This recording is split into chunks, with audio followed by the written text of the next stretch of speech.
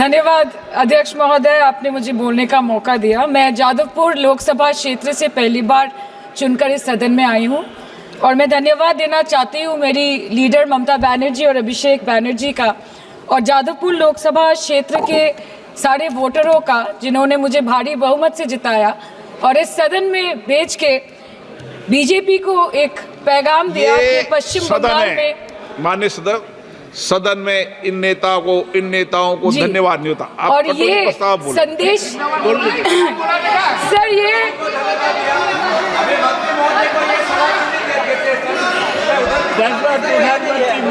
Sir okay sir, no problem sir.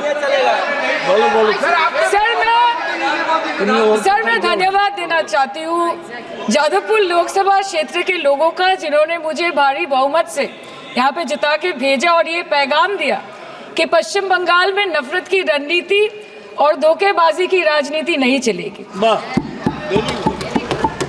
अध्यक्ष महोदय, मैं उम्मीद करूंगी कि आज आप मुझे पूरा बोलने का मौका दें, क्योंकि हाल ही में हुए नीति आयोग की जो मीटिंग हुई थी वहां पे हमारी माननीय मुख्यमंत्री जो देश की एकमात्र महिला मुख्यमंत्री भी है, उनका माइक बीच राह में ऑफ कर दिया गया था। वो बंगाल के अरे अभी तो शुरुआत है, ये तो ट्रेलर है, पिक्चर बाकी है।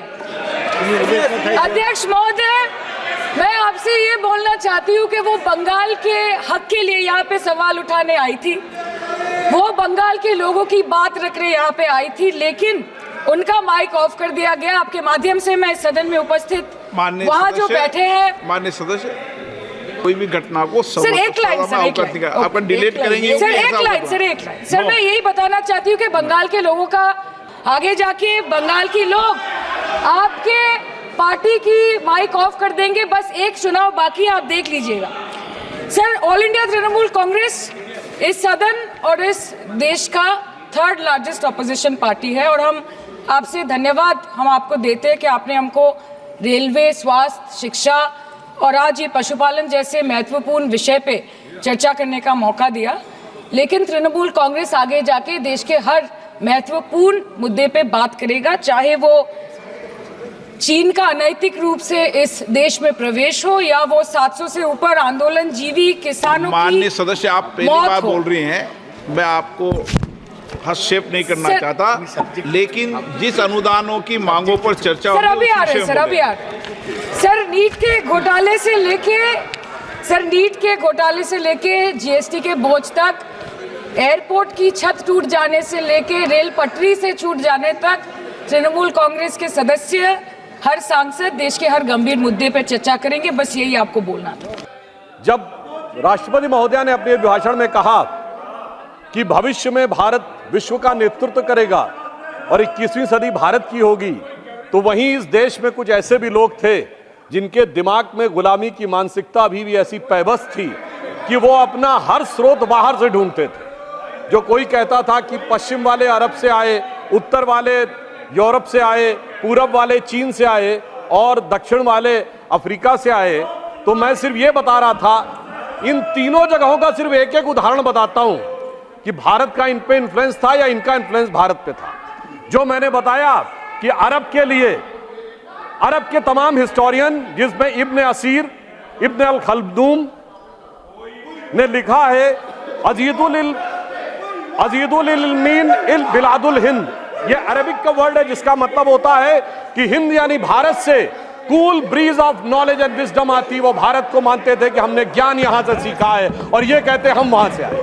यूरोप वालों के लिए बताना चाहता हूं, Sanskrit is the mother of all European language. हमने नहीं कहा, एक यूरोपियन विलियम जोन्स ने कहा, जो एक अंग्रेज था और कलकत्ता हाई कोर्ट का जज था। यानी वो कहते हैं कि उन्होंने ज्ञान हमसे सीखा है और ये हमको बताते हैं कि हमने उनसे सीखा है।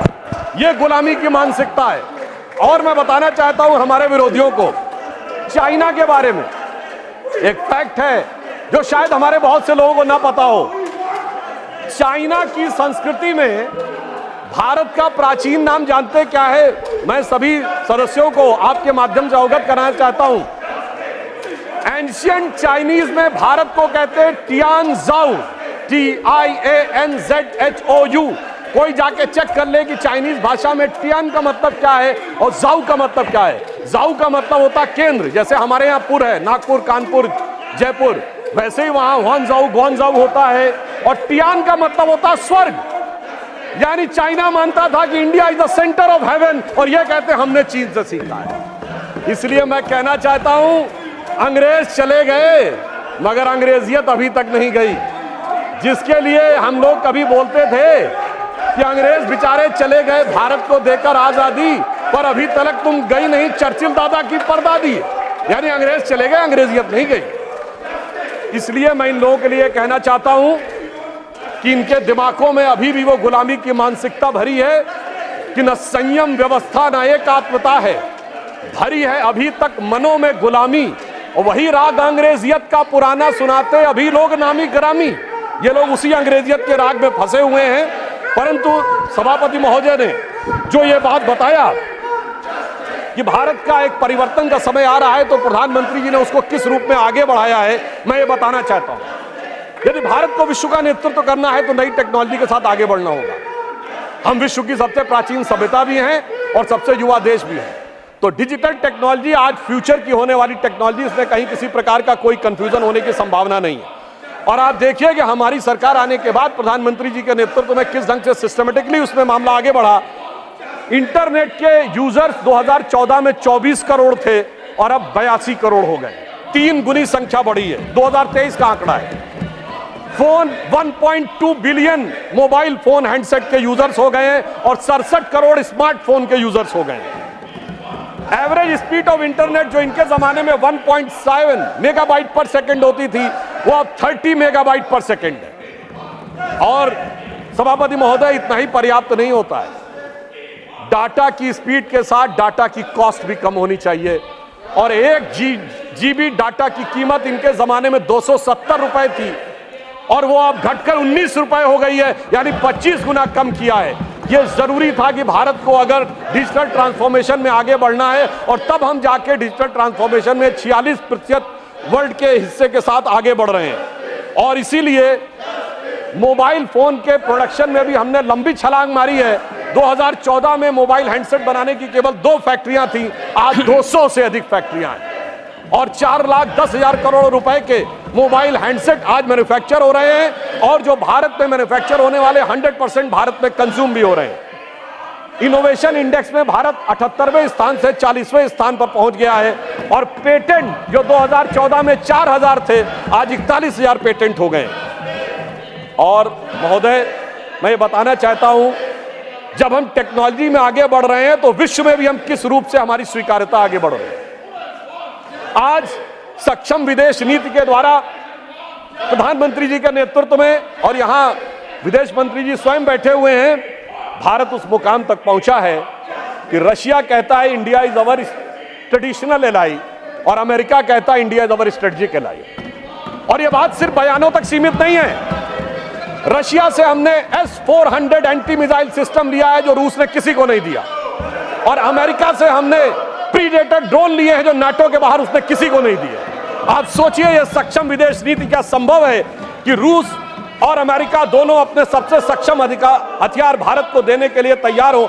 और मैं एक वाकया बताना चाहता हूं, हमारे विरोधी विदेश नीति को हमारी डोमेस्टिक पॉलिटिक्स के चश्मे से देखते रहते हैं और उसमें देश का नुकसान होता रहता था। कोई इजराइल जाता था तो फिलिस्तीन नहीं जाता था, फिलिस्तीन से बात करेगा तो इजराइल से बात नहीं करेगा। पर मैं एक घटना बताना चाहता हूं, माननीय प्रधानमंत्री महोदय जब फिलिस्तीन जा रहे थे तो वो जॉर्डन में रुके और जॉर्डन के शाह ने कहा कि वो उनके पर्सनल हेलीकॉप्टर में उनको भेजेंगे पैलेस्टीन।